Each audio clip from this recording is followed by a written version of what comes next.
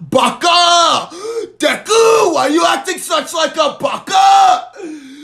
Deku, why are you acting like such a baka? Now, serious. Hey guys, Mr. Kenku here. I know you guys are probably wondering who the frick this guy is, and how did I subscribe to him. Well, it's me, Sinister Author, back at it again with another video, and today we are gonna discuss what if Deku had his mother's quirk. I was thinking to myself that not a lot of people thought about Deku inheriting a quirk similar to his mother's quirk, as you guys know that his hair is green and not another color like his father's, which could be red. So today we are gonna discuss what if Deku inherited his mother's quirk.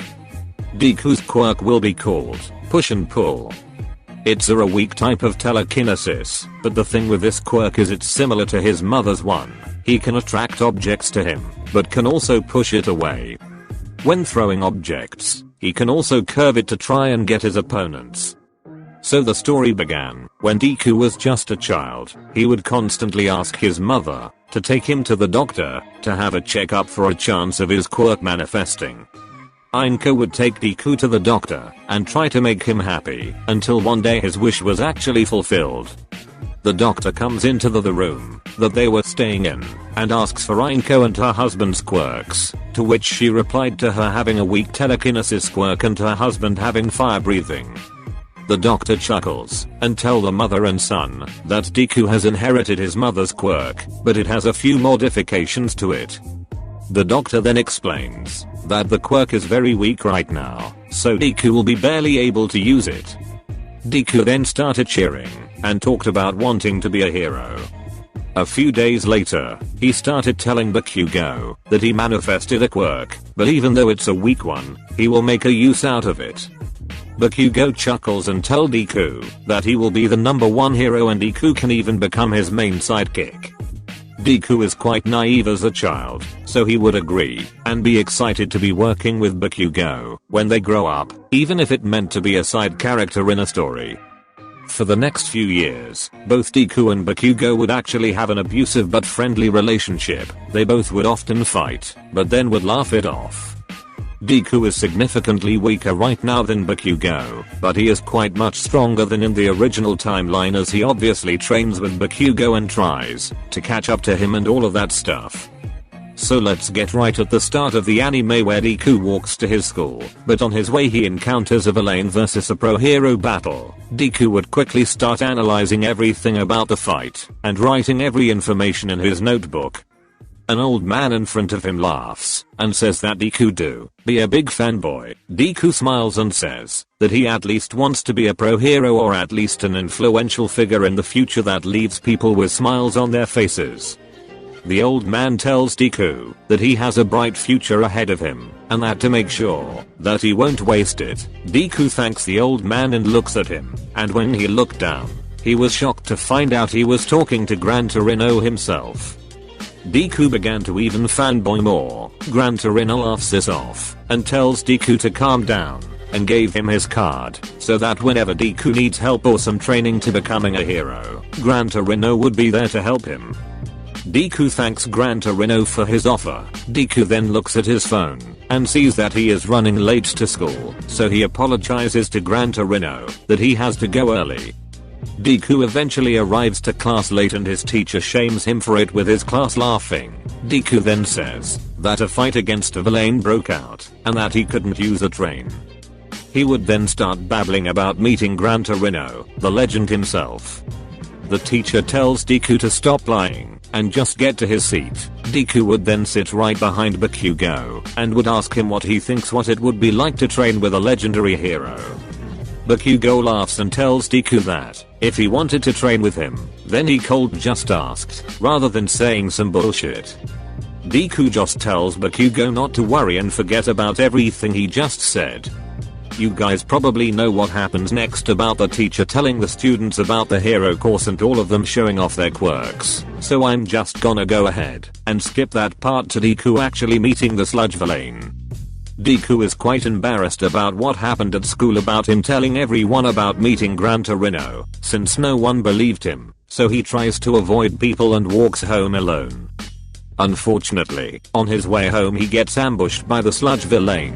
the villain would say that Deku is a great invisible cloak waiting to be used. Deku starts to panic and starts using his quirk, pushing the villain away from him. The villain starts to laugh and tells Deku that his quirk is quite weak, but he'll make a use of it when he takes over Deku's body. Deku's instinct then kicked in and his fight or flight senses were triggered. He became serious and started pushing and pulling the sludge villain from the ground to houses and cars. The villain then starts screaming as Gran Torino arrives at the scene. Yes, you heard that right. Gran Torino was the one chasing after the villain, and not All Might. The sludge villain then sees Gran Torino, thinking that he is just an ordinary old man, and that Deku wouldn't dare hit an old man or a bystander. As the sludge villain tries to go after Gran Torino, Deku uses his quirk again as his last resort, pulling the villain as much as he could away from Gran Torino. Deku then tells the old man to run away and call for help. Gran Torino then thanks Deku for his work, but he could handle the villain himself, and within seconds the sludge villain was taken down by Gran Torino. Deku was amazed at how strong the old man was before he realized that quirk was actually Gran Torino's. As Gran Torino put the villain in a container, Deku runs towards him and tells the old man that he was lucky to be there and help him before the villain could have harmed anyone. Gran Torino would praise Deku for his quick thinking and for braveness. Deku gets shy and tells Gran Torino that he did it because the villain attacked him first, and that also that it's a hero's job to protect or prevent any risks from a villain happening. Gran Torino then smiles and eagerly asks if Deku wants to be his disciple. He will personally train him to be a great hero, and who knows, maybe even lead Deku to be the next #1 hero, which is the symbol of peace. Deku's eyes started to shine brightly as he finally accepts Gran Torino's offer, but the only problem is that Deku cannot tell anyone about this and must keep it in the down low. So Gran Torino and Deku walks to the police station and starts talking about what would be happening for the next few months. So for Deku's training, he would have gone over through harsh, intense things. He would probably get beaten up by Gran Torino Alit just to increase his endurance and stamina. Deku would also try and build his body and make the use of his quirk stronger. Bear in mind, this would be much harder and intense than what Deku had to suffer than in the anime, as Gran Torino doesn't play around. Deku would develop new techniques like using his quirk to make him faster or even repel himself in the air, which gives him a sort of a levitation power. Deku was progressing a lot quicker and his quirk was also getting stronger by the minute. Even with his harsh training, Gran Torino would give Deku tips about his quirk and what he could do to improve it, like how Deku can improve his levitation by spreading the use of his quirk around his body before releasing it to make himself float. As for his other technique, Deku would immobilize his opponents by catching them off guard, by pulling them towards him before punching them. This would give Deku much more force to knock people out. As the next few months passes by real fast, Deku's transformation was finally complete.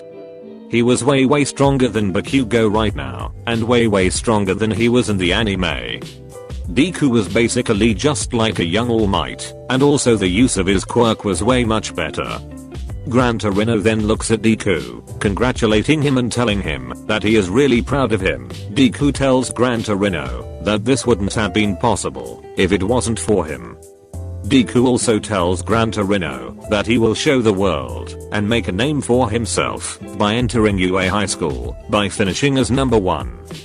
Gran Torino remembers that All Might was going to be working in UA and tells Deli that he will take him to UA himself as he has his own important business there as well. On the way to school, Gran Torino tells Deku he would drop him somewhere nearby as they need to keep their relationship low, which Deku agrees to.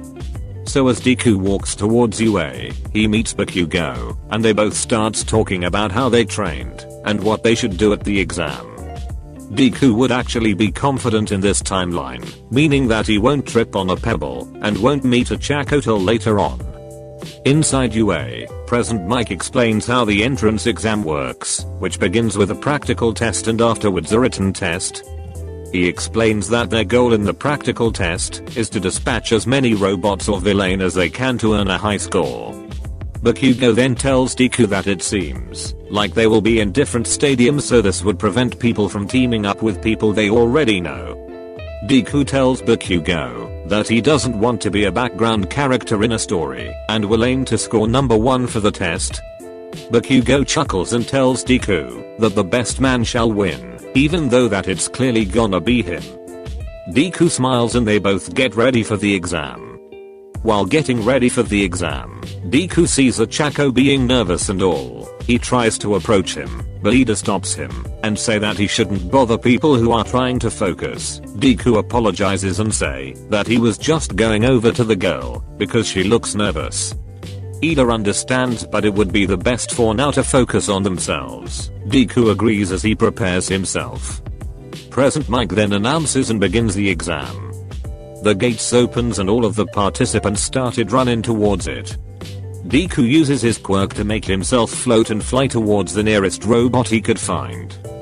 Deku would see a 1-pointer and uses his quirk to lift it up in the air before pulling it back down, completely destroying it.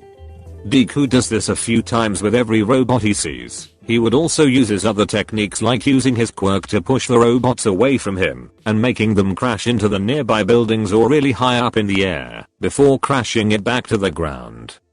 To save up his energies, Deku would use remainings of robots he has destroyed to throw it at other robots.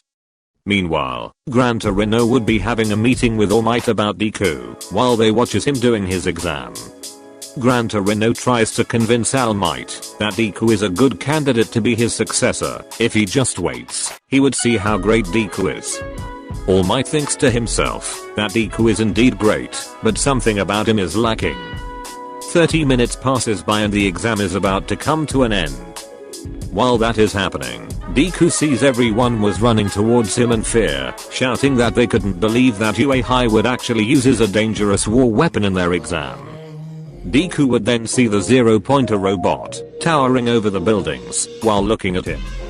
Deku tries to move, but his legs wouldn't budge as the 0-pointer moves towards the participants. Deku hears a girl screaming. Deku looks around and sees that a Chaco has been trapped under a wall that has been knocked down by the 0-pointer.